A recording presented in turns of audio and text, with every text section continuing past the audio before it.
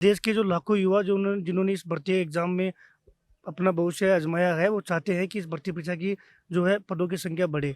उसका रीज़न ये भी है कि सरकार ने घोषणा की थी कि चतुर्थ श्रेणी कर्मचारी की जो भर्ती है, वो हम 60,000 पदों पर पारदर्शी तरीके से करवाएँगे। उसमें 53,749 पदों पर इसका एग्ज़ाम का आयोजन हुआ है। आज हम माननीय मुख्यमंत्री जी तक हमारी माँग पहुँचा रहे हैं। इसको लेकर हम इकट्ठा हुए हैं और हम खून से माननीय मुख्यमंत्री जी के नाम से पत्र लिखेंगे। इसके पीछे जो मुख्य कारण है वो ये है कि कई सारे विभाग मनमर्जी कर रहे हैं।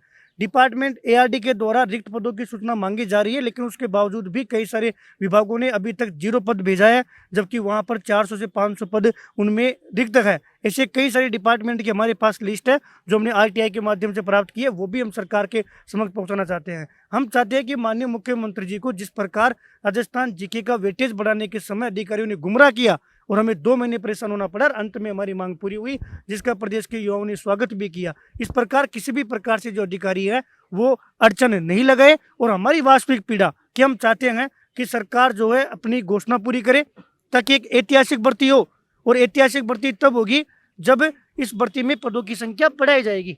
और माननीय मुख्यमंत्री जी तक आज हम हमारी मांग और पीड़ा जो है वो खून से पत्र लिखने के माध्यम से पहुंचाने का काम कर रहे हैं। हमें पूरा भरोसा है कि माननीय मुख्यमंत्री जी अपनी घोषणा भी पूरी करेंगे और युवा हित में निर्णय लेंगे, और इस भर्ती में जो है सभी रिक्त जो पद है उनमें संख्या बढ़ाकर युवा हित में अच्छा निर्णय लेंगे। हनुमान जी, देखिए, पहले जब वादा किया था ये भर्ती का 25 साल बाद तो एक बार ये भर्ती आई है। वादा किया था 60,000 पदों पर भर्ती निकालेंगे, लेकिन 53,000 पदों पर भर्ती निकाली। शुरुआत में थोड़ी बहुत मांग हुई थी कि पद बढ़ाएं। अब ऐसी क्या जरूरत आन पड़ी कि महज 15 दिन परिणाम में बचे हैं और इतना बड़ा कदम उठाया जा रहा है, जबकि 2 महीने से सोशल मीडिया पर लगातार ट्रेंड चल रहे हैं। अब धरातल पर उतरने की क्या वजह है?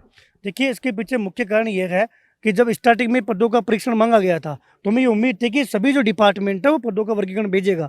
लेकिन देखिए, आप इसमें क्या होता है कि जो सक्षम अधिकारी होते हैं या जिस डिपार्टमेंट का जो मुख्य अधिकारी होता है, वो ये चाहता है कि कहीं न कहीं जो अपने चहेते लोग हैं वही इस पद पर बना रहे। वो नहीं चाहते कि सफाई कर्मचारी के रूप में हमें स्थायी कर्मचारी मिले, वो नहीं चाहते कि चतुर्थ श्रेणी कर्मचारी के रूप में हमें एक योग्य एजुकेटेड जो है एक अभ्यर्थी मिले, वो नहीं चाहते कि कुक के रूप में हमें एक सरकारी कर्मचारी मिले। वो चाहते हैं कि अपने मिलने वाले जो लोग हैं वो इसमें लगे रहे, या फिर जैसे सिविल डिफेंस में भ्रष्टाचार होता है उसके माध्यम से वॉलंटियर्स लगा दिए जाए, जिससे एक अलग ही गंदगी और भ्रष्टाचार का एक गेम जो है वो जमा पड़ा हुआ है। हमने मांग उठाई, जयपुर जिले की वॉलंटियर्स भर्ती पर भी अपनी रोक लगवाई, और जिससे इसमें पदों की संख्या बढ़ सके। आज देख लीजिए, तीसरी बार पदों का वर्गीकरण मांगा जा रहा है, फिर भी डिपार्टमेंट वर्गीकरण नहीं भेज रहे। ऐसी क्या मजबूरी है कि लोग नहीं चाह रहे कि जो रिक्त पद है उस पर पदों की बढ़ोतरी हो? ये सारी बातें माननीय मुख्यमंत्री जी और सरकार तक पहुंचाना चाहते हैं कि ये युवा वो है, आप युवा हित में शानदार काम कर रहे हो और युवा कुछ भी है।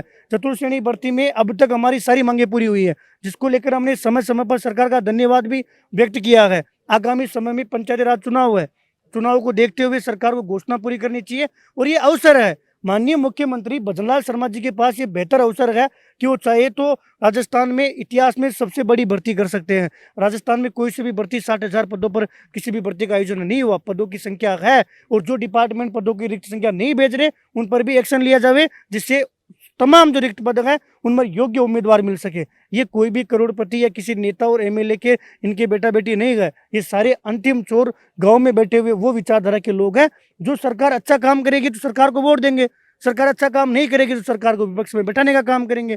पिछली सरकार के सारे मंत्री क्यों हार गए? क्योंकि उन मंत्रियों ने चतुर्थ श्रेणी कर्मचारी की भर्ती करवाना भी उचित नहीं समझा।